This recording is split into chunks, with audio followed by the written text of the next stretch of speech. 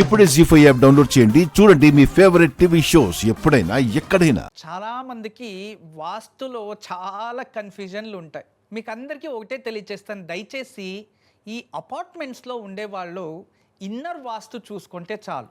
ఎందుకంటే అపార్ట్మెంట్స్లో ఎలా ఉంటుందంటే ఒకరు ఎల్ షేప్లో కట్టింటారు, ఒకరికి కింద నుంచి పైన వరకు ఒక్కొక్క షేప్లో ఉంటుంది. కింద దేవుడి గది ఉంటే పైన అక్కడ వాష్రూమ్స్ చేసుకుంటారు. ఇలా డిఫరెంట్ వాళ్ళ ఇష్టం వచ్చినట్టు వాళ్ళు చేసుకుంటూ ఉంటారు. వంటగది ఎన్ని చోట్ల ఒకదానికి అటాచ్లు ఉంటాయి. ఇక ఫ్లాట్ అన్ని చోట్ల వంట చేస్తూనే ఉంటారు.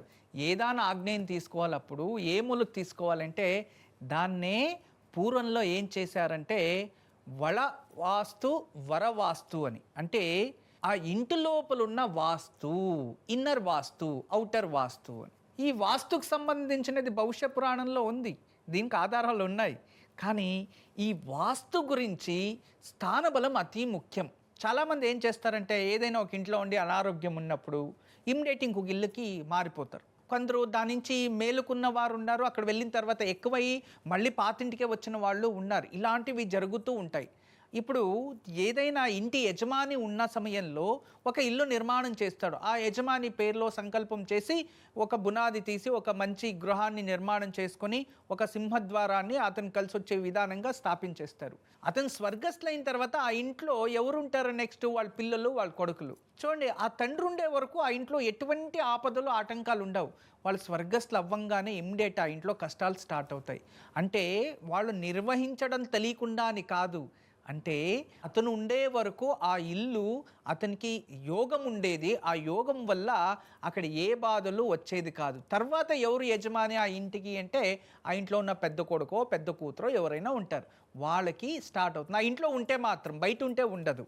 అలా మనము ఈ వాస్తు అనేటప్పుడు ఆలోచిస్తే ఎన్నో కోణాలు ఉంటాయి. తర్వాత చాలామంది ఏం చేస్తున్నారంటే ఇంటి బయట కాంపౌండ్ కట్టినప్పుడు కాంపౌండ్కి అటాచ్ చేసేసి మీరు స్టెప్స్ వేసేస్తున్నారు.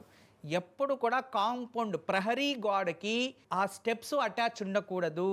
ప్రహరీ గోడకి ఏదైనా స్టెప్స్ అటాచ్ అయిపోతే అది పెరిగినట్టు, అప్పుడు చాలా ఇబ్బందులు వస్తాయి. ఎలాగో నార్త్ ఈస్ట్ కార్నర్లో మనం వేయము స్టెప్స్, వేస్తే ఆగ్నేయం వేస్తారో లేదంటే వాయుమూలంలో, లేదు అంటే పర్మిట్ సైడ్ ఎక్కడో ఒక చోటు వేసుకుంటారు. కానీ మీరు ఏదైనా స్టెప్స్ వేసుకుంటే ఇంటికి అటాచ్ ఉండాలి, కానీ ప్రహరీకి అంటే కాంపౌండ్ వాల్కి అటాచ్ ఉండకూడదు.